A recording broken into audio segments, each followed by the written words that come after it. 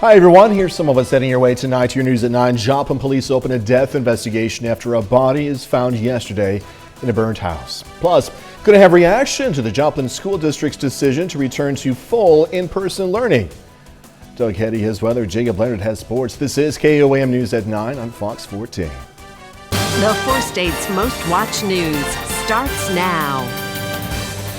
Thank you for joining us tonight. I'm Jordan Abbey. Joplin police launched a death investigation this after a body was found in a burned house. Joplin police this afternoon identified the victim as 60-year-old Neil Fiscus.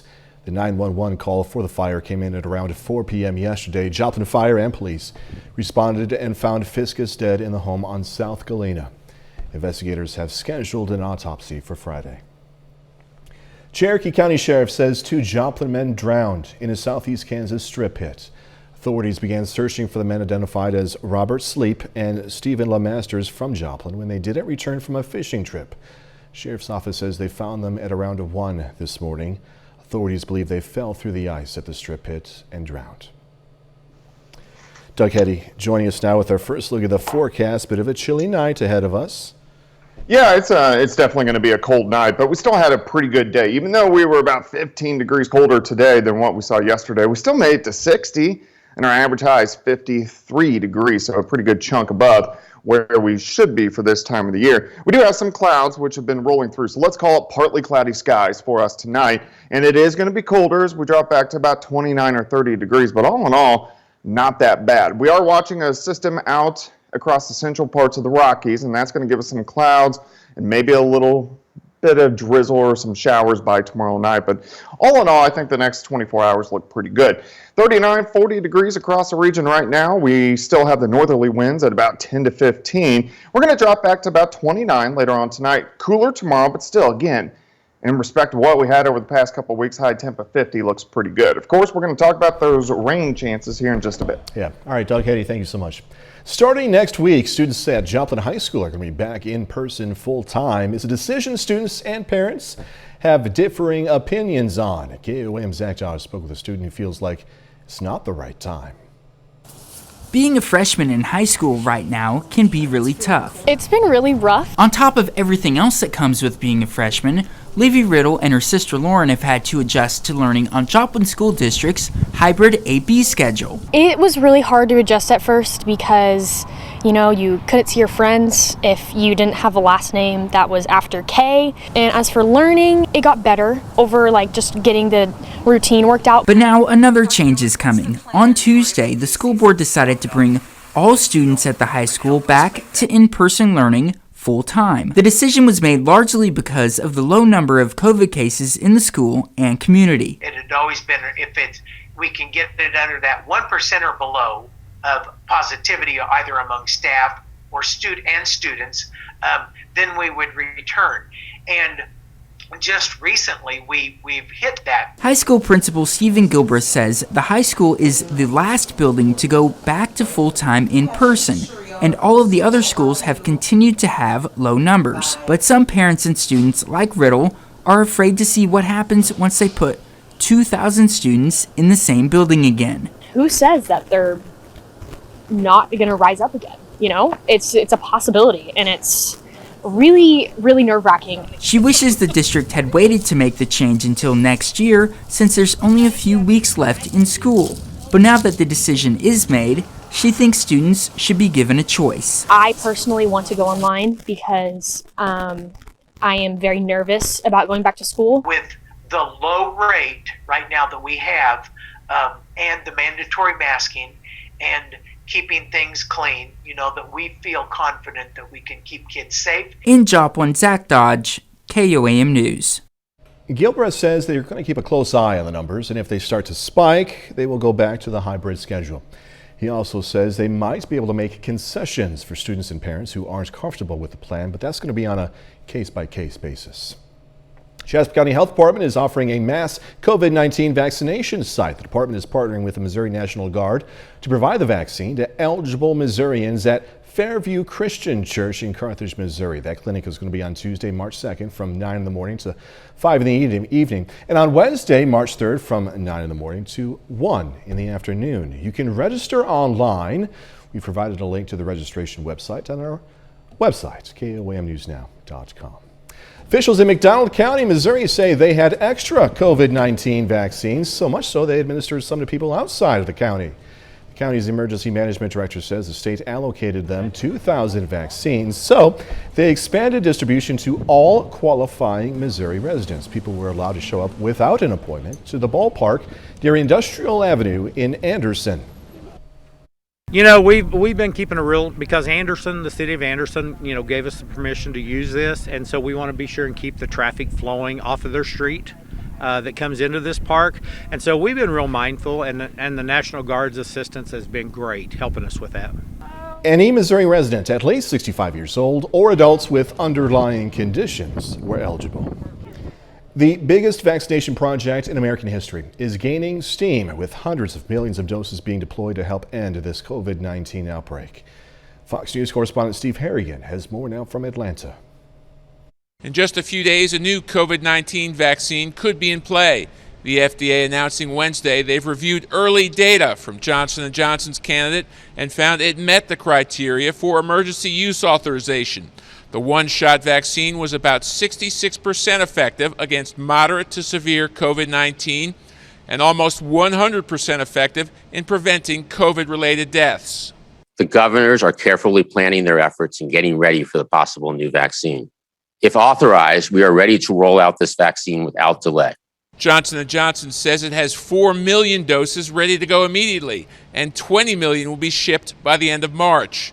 That's on top of the 600 million doses from Pfizer and Moderna announced Tuesday by the White House. Those should be deployed around the country starting immediately, with enough for 300 million Americans by late summer. In every state in the country, there is just not enough supply. By the end of July, we'll have enough vaccine for everyone. But we have to get from here to July. But the fast spread of COVID variants has health officials worried. Doctors in San Francisco are reporting a major uptick in cases of the California strain. New studies show it is much more contagious than the original virus, and it could also be more deadly as well. It's a race between us and the variants, and we don't want to lose. The first doses of the new Johnson & Johnson vaccine could be administered as early as next week. In Atlanta, Steve Harrigan, Fox News. Lawmakers are inching closer to passing another round of coronavirus relief, but one sticking point is whether to increase the federal minimum wage. Fox News correspondent Ray Bogan has the latest on the debate. Democrats in Congress are pushing forward with their $1.9 trillion coronavirus relief package, which could be approved in 2 weeks. Make no mistake, Republicans oppose the American Rescue Plan to the detriment of the country, and they do so at their own political peril. Republicans are still hoping to significantly reduce the cost and eliminate items they say are unrelated to the virus. It is chock full of spending porn. They've got money for transit projects and bridges and language preservation, billions for people who are in our country illegally. If passed, the bill will provide $1,400 stimulus checks for Americans making less than $75,000 a year and billions for vaccines, supplies, and schools. It also includes a controversial increase in the federal minimum wage to $15 an hour, which the Senate parliamentarian could rule is unrelated to the budget and must be taken out. Republicans argue a federal minimum wage that high would put a significant burden on small businesses with already small profit margins. The CBO says this abrupt one-size-fits-all change would kill about 1.5 times as many jobs as the number of workers it would lift out of poverty. Democrats say too many workers don't make enough to cover their expenses with an ever-growing cost of living. When people are coming back to work, it's important that they have enough money to make rent and buy groceries. Some states like Maryland and California aren't waiting on the federal government for help. They're passing their own relief packages with stimulus checks and emergency funding for small businesses. Ray Bogan, Fox News. Chief of the Cherokee Nation wants Jeep to stop using its name. Chief Chuck Hoskin Jr. believes corporations and sports teams should stop using Native American names. Jeep's parent company says the Cherokee brand, around since the 1970s, is meant as an honor, rather, and celebration of Native American people. Hoskins says the best way to honor the tribe is to learn more about its history. And that brings us to tonight's KOAM News Now Insta Poll question. Tonight we're asking, do you think Jeep should abandon the Cherokee branding? You can participate in the poll over at KOAMnewsnow.com/vote or through the KOAM News Now mobile app. Results are updated live, and we're going to have final results later in the newscast. KOAM News at 9 on Fox 14 takes this time to honor one of our 4 state heroes, Chester Carrico II, serving as Marines from 1968 to 70, spending time in Vietnam. We are proud to thank Private First Class Chester Carrico II, a native of Joplin. He's tonight's 4 state hero. Doug is next with a complete look at the forecast, and later a Chautopa, Kansas senior leaving her mark on the girls' basketball program. Going to have those details in sports.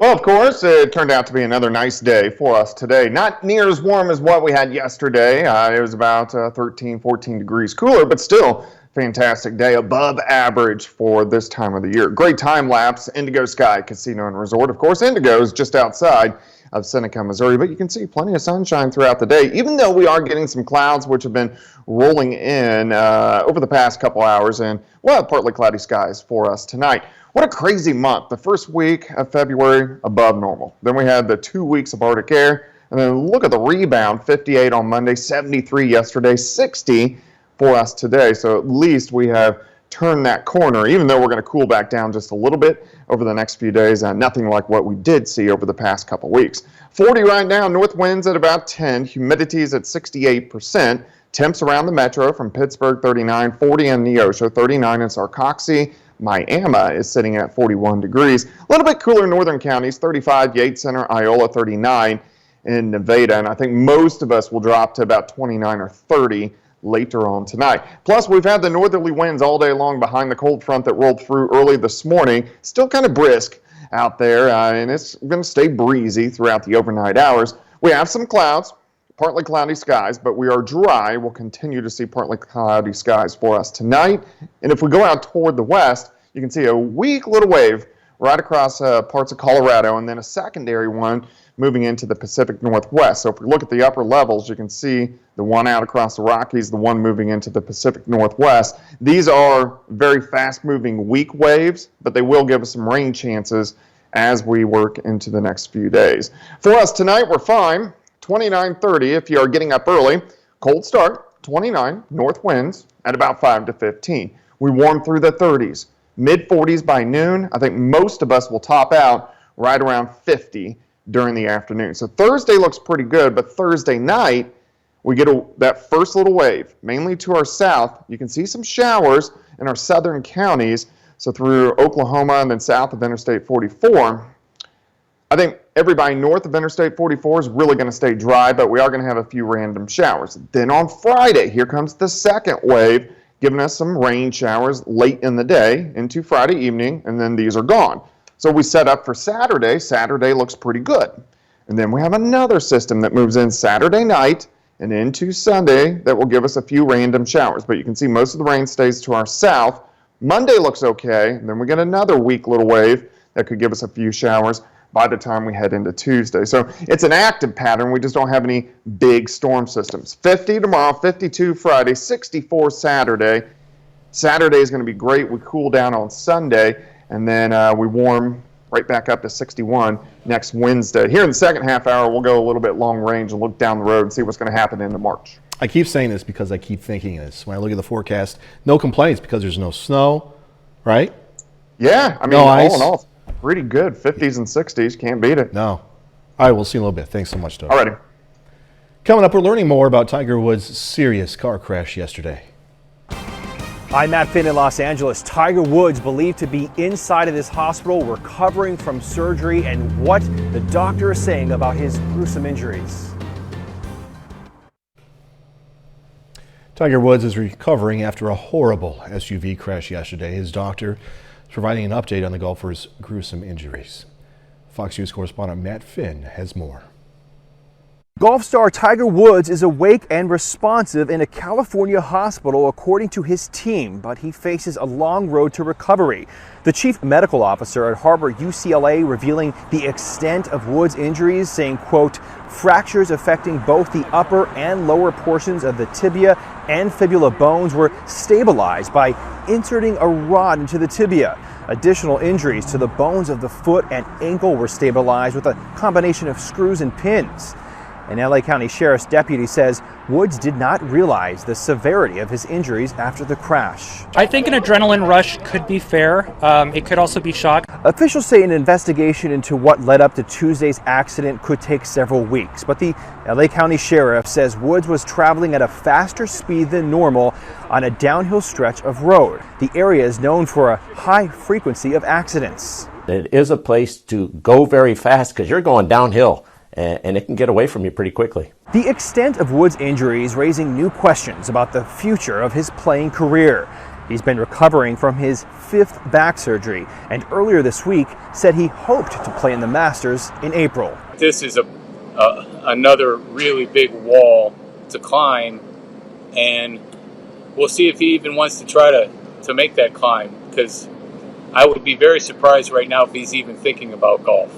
Emergency crews on the scene are emphasizing that Tiger Woods might have escaped death and wearing his seatbelt could have helped.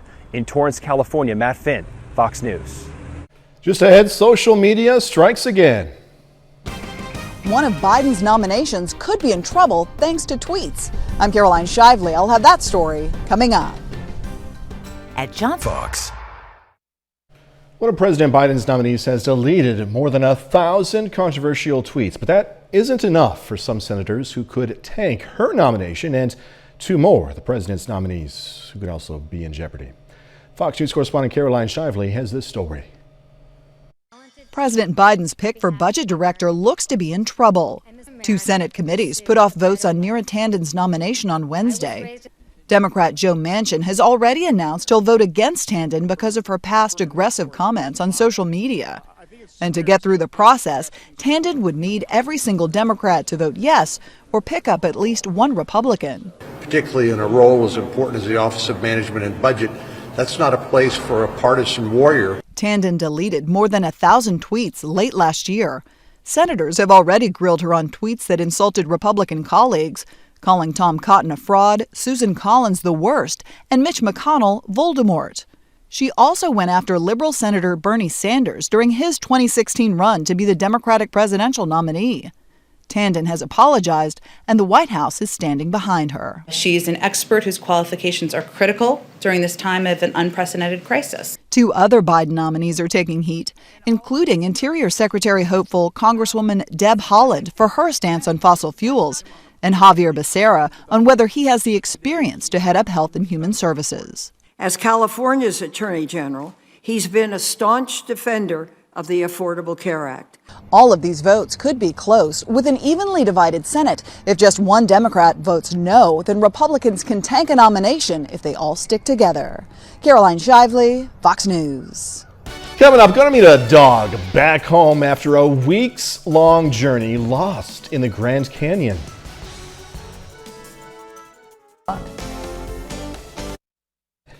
Speaking of dogs, Jesse Irwin, a very lucky pup is alive and back home after spending weeks, not days, but weeks, lost at the Grand Canyon. It all began with a woman posting about a stranded dog scavenging for food in a national park near Hermit's Rest.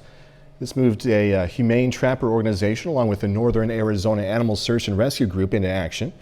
Both groups working together to track and find the dog over several days. They were eventually able to trap it, then find its owners. The dog is a 3-year-old husky, beautiful dog named Sky, who had been missing for over 2 weeks. If only Sky could talk, right? Talk human. She could say, yeah, it was hard.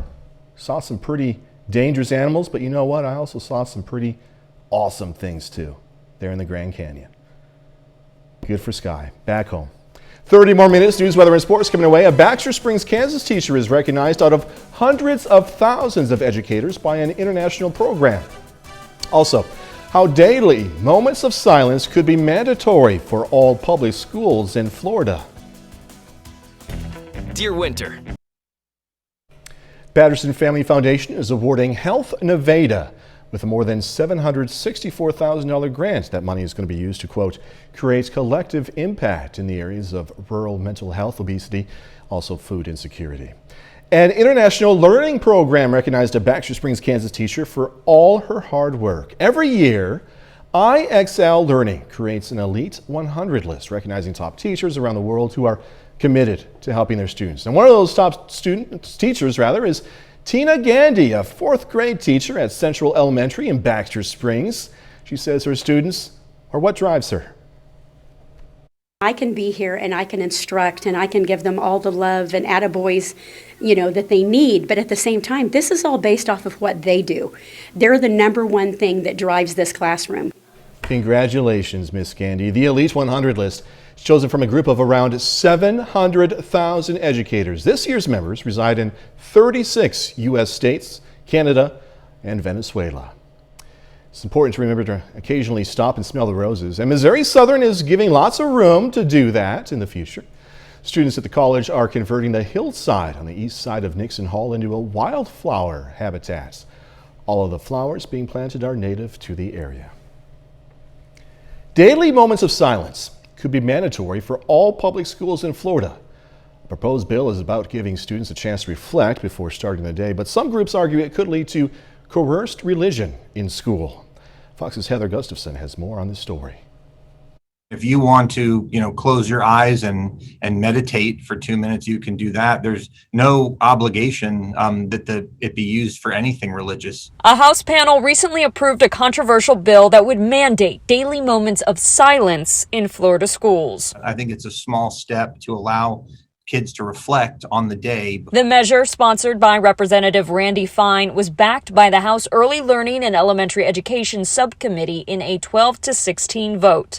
A former school counselor reacted to the bill in Seminole County on Tuesday. I don't have anything against the moment of silence, and I personally feel that it gives everybody an opportunity to give reverence to their God, their spiritual beliefs. That's it. Similar proposals have been considered in the past but didn't get through the Senate. American Atheists is one group that is against the bill. It's not necessary. The law of the land in the United States currently is that if a child wants to pray, they are absolutely allowed to pray. An individual child can pray as long as it's not disruptive. What we don't want is to have a teacher-led or a coerced prayer or moment of silence. Fine argued that today's kids have too many distractions. The stimulation of the phone or anything else, because I think that we could all use a moment of silence at the start of our day, and we do it in the legislature. The legislators in the House and the Senate, they open up with a prayer or a moment of silence each morning. They are allowed to opt out and not enter the chamber until it's over. Again, that was Fox's Heather Gustafson reporting. Let's take a final look at our KOAM News Now Insta poll. Tonight we asked you, do you think Jeep should abandon the Cherokee branding? 89% of you say no, 11% of you said yes. That poll is now closed. Big thank you to everyone for voting. A bit later, a massive vaccine increase. Could every American get the vaccine by the end of the summer? Well, believe it or not, officials say yes. I'm Kevin Cork in Washington with more on the timeline to end the pandemic. That's coming up.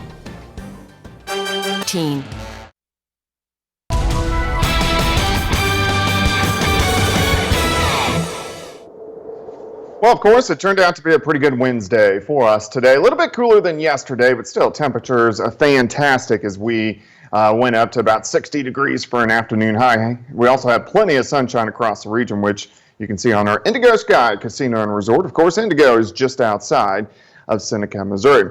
All right, looking back at this month so far, of course, only a few more days, but you can see week 1, pretty good. Week 2, not so good. Week 3, awful. And then week 4 so far has been pretty good. So we've really had some crazy weather here over the past couple weeks. Outside right now it's 40, north winds at about 10, humidity is sitting at 68%. And most of us around the metro, upper 30s to lower 40s. You can see Oronogo at 39, 42 in Miami. A little bit cooler, Yates Center at 35, 33 in Iola, and then 42 in Grove. So about a 10-degree span across the region, but I think most of us will drop back near 30 later on tonight. We've had these northerly winds all day long. It's been a little breezy. There's still a little breezy out there. The winds will start to diminish a little bit as we work into Thursday afternoon. Partly sunny skies for us today, and we have partly cloudy skies right now with our next little wave. You can see it out right across parts of Colorado. So that's our first wave. The second wave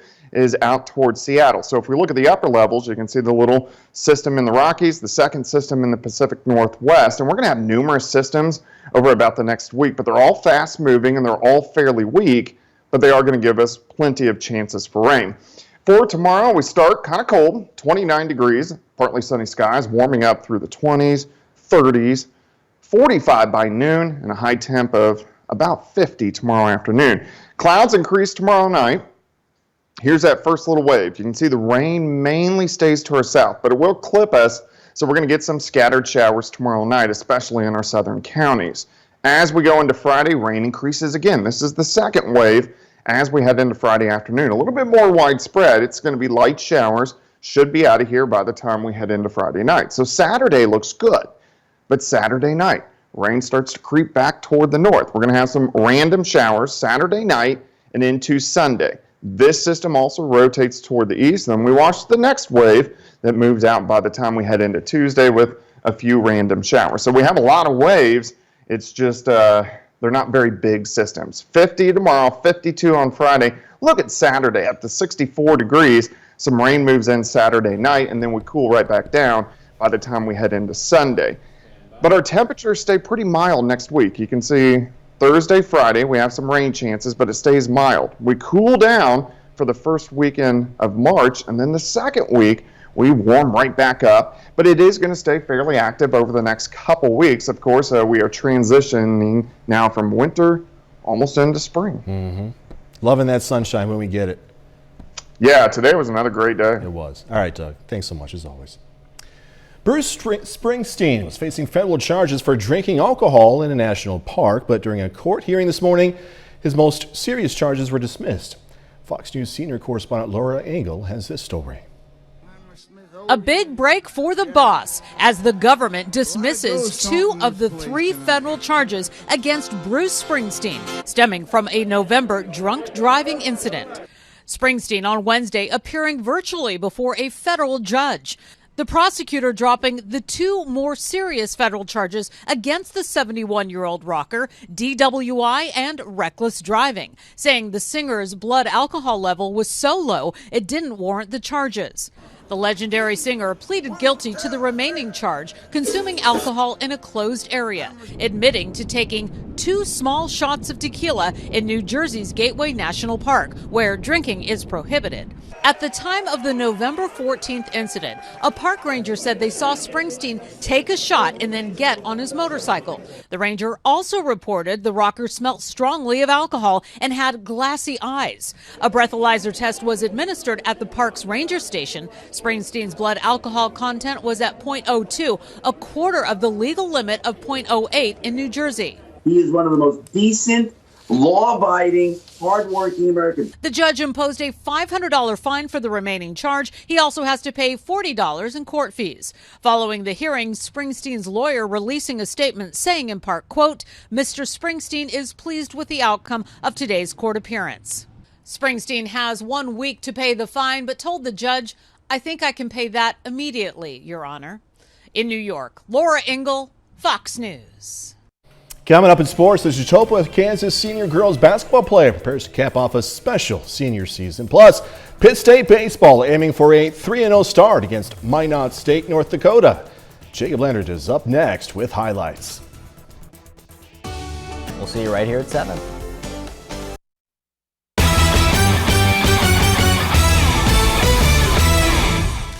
The Pittsburgh State Gorillas are off to a monster start to the baseball season. The Gorillas are 2-0 and have scored 37 total runs in those 2 games. Now today, PSU aims to keep the bats going, get to 3-0 against Minot State. The Beavers get the lead in the second. Tyler Wiltshire finds the gap in left center. 1 run scores. Gorillas down early. Zach Curry gets out of the inning with a strikeout. Limits the damage to just 1. Third inning. Gorillas get something going at the plate. Cruz Aranda, chopper to the left side. Beats the throw to first, allows Garrett McGowan to score. Game tied up. Then Pitt State grabs its first lead. Ryan Koval pounds it the other way. One hops the wall. Aranda scores. Gorillas get the lead and hold it. They're 3-0, winning 4-2. The McCallie girls have a chance to move on to the district championship tonight. McCallie hosts Rich Hill this evening in the Class 1 District 7 semifinals. Now the Warriors, hot at the right time. They won 9 of 11 coming into the night. A good start for Rich Hill. Tigers actually open on a 6-0 run, go up 10-3. McCallie, though, gets going late in the quarter. Chloe Williamson, back-to-back putbacks. Warriors lead 14-12 after the first. Now, Williamson had a nice first half here. Gets the 3 to roll home. McCallie really got going after that. Kennedy Dury, check out this pass to Lily Black for the score. Great look there. Then right before half, Kaylee Teeter, smooth move for the finish, gives McCallie an 11-point lead at the break. Warriors move on to the district championship 53-45. Chautopa High School senior Braylee Kennard is about to finish up her senior season with the Hornets. Now, Kennard has made history and left her mark in her final year in the program. Danny Terzer has the story.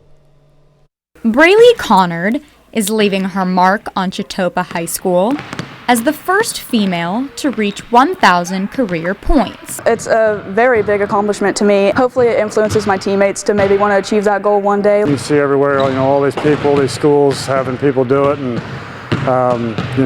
we finally had one in our program, somebody to excel at that level to be able to get 1,000. The senior passed the impressive mark in a moment she recalls vividly. I kind of wanted to hit it at home, but hitting it no matter what was exciting. It was kind of a thriller moment for me. I think it was a thriller moment for my team too. A three-pointer sealed the deal. I had like 2 seconds left. I heard the crowd yell, throw it, so I threw it up and it went in. Kennard is the leading scorer for the Hornets and is averaging about 16.5 points per game. She's very talented. She works at it and she wants to get better every day, and she's not afraid to ask questions, so it's been a blessing to coach somebody like her. Kennard leads by example. The girls do follow her, and just the wealth of knowledge of the game helps a lot because she can be the extension of me on the court. The milestone was well-deserved and hard-earned. Every aspect of the game she works to get better so she can achieve those goals. It has helped make her senior season extra special. My mom also printed off pictures of people who couldn't make it and put them in the stands for me, so I kind of felt like I had a crowd watching me. Soon, her name will be added to the banner, the first female player to achieve the feat. In Chautopa, Danny Terzer, KOAM Sports. The Hornets will face Meridocene Valley in the first round of Sub-State on Thursday night at 6. Finally, big day for Pittsburgh High School senior Sarah Stebbins. Stebbins signs her letter of intent this afternoon to continue her track and field career at McPherson College. Now, she will run the 100, 400, and 600-meter hurdles for the Bulldogs. 600 hurdles sounds awful to me, but Stebbins excited for the chance to keep running after high school. I always thought that this wasn't going to be an opportunity for me, so it was really awesome to know that it was, because I love running, I love track. I have since I did it in 7th grade, and so I'm really excited for the years to come. That's a look at sports. We're back with more news after this. Proudly. Officials are optimistic the U.S. is getting closer to defeating this pandemic as pharmaceutical companies are rapidly stepping up vaccine production. Fox News correspondent Kevin Cork has more on the stats and what the increased distribution plan will look like for states.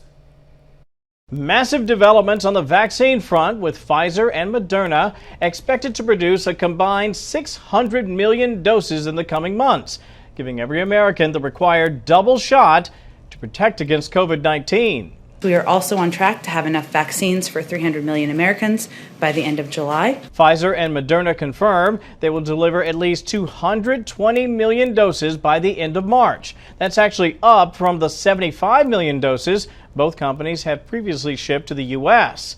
The massive increase in distribution will trickle down throughout the country. States will now receive 14.5 million doses this week, up from 8.6 million doses per week when the president took office. Meantime, Johnson & Johnson is waiting on final approval to distribute its own vaccine, which can be administered in one single shot. The company expects to have at least 100 million doses ready by this summer. But as more people become vaccinated, discussions over vaccine passports intensify abroad. British officials are now trying to decide the government's role and whether to mandate people have the vaccine in order to enter businesses or even travel. There are complex issues we need to work out. We can't be discriminatory against people who, for whatever reason, can't have the vaccine. Currently, the U.S. is administering roughly 1.4 million shots per day. At least 44 million Americans having received at least one of the 2 doses that they are required to get. In Washington, I'm Kevin Cork, Fox News. Gonna check out the newest revamped show out of the 80s, Punky Brewster, when we come back. Punky Brewster is back in the new Peacock revival of the beloved 80s show. We catch up with 2 of the original cast members about bringing back their characters and continuing Punky's story. Here's Fox's Ashley Dvorkin. I remember that girl. Longtime friends Soleil Moon Frye and Sherry Johnson are all grown up and introducing punky power to a new generation of TV viewers, reprising their roles from the iconic 80s sitcom Punky Brewster for the new reboot series. There's something I have been missing. My punky power. This is such a dream come true. Like, I have been wanting to bring Punky back for so many years because Punky has always been such a big part of my heart and soul. I am just so ecstatic that people still remember us. It's 3 decades, and now our friends that we grew up knowing as children are introducing the show to their children, which makes me feel like a major connection. I want to focus on this family. As a continuation of the original show, Punky is now a single mother of 3, trying to get her life back on track after splitting with her ex, played by Freddie Prinze Jr. She also meets a young girl in the foster system who reminds Punky a lot of her younger self. Who are you? Who are you? The new series stays true to the authenticity of the original show, addressing important issues while incorporating humor. You look at our cast and there's somebody in there who you can relate to. There's somebody in there that reminds you of yourself. So it's a show that starts conversations, and it's always been a show to educate. And through comedy, I believe it's the best way to reach children. For my kids and I, it's been awesome watching because we've been able to have really amazing conversations around it. Punky Brewster is back! All 10 episodes will be available to stream on Peacock February 25th. In Hollywood, Ashley Dvorkin, Fox News.